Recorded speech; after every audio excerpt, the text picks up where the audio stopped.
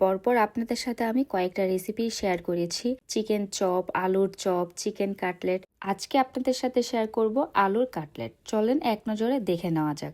এখানে আমি 6টা আলু নিয়েছি। আলুগুলাকে ভালো করে ম্যাশ করে নিব।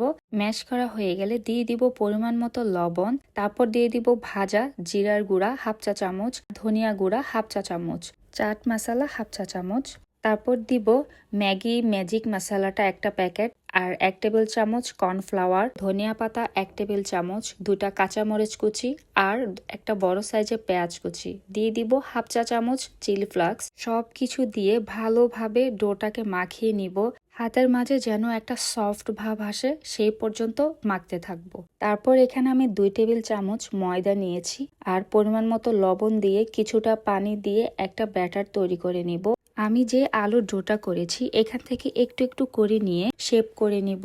এটা একদমই আপনার পছন্দ মতো, তবে কাটলেটের ক্ষেত্রে একটু লম্বা করে নিলে দেখতেও সুন্দর আর পরিবেশন করলেও দেখতে ভালো লাগে। বানানো হয়ে গেলে তারপরে ময়দার যে ব্যাটারটা তাতে দিয়ে মিক্সড করে ব্রেড ক্রামসে দিয়ে দিব। এভাবে করে আমি সবগুলা কাটলেট বানিয়ে নিব। তৈরি হয়ে গেল মজাদার আলুর কাটলেট। এখন আমি ফ্রোজেনের জন্য একে একে বক্স করে রেখে দিচ্ছি, আর যখন ভাজবো ডিপ ফ্রিজ থেকে নামিয়ে 3 থেকে 4 মিনিটের মতো এভাবে রেখে দিব। তারপরে 2 থেকে 3 মিনিটের মতো তেলে ভেজে উঠিয়ে নিব। আজকে এই পর্যন্তই। সবাই ভালো থাকবেন। আল্লাহ হাফেজ।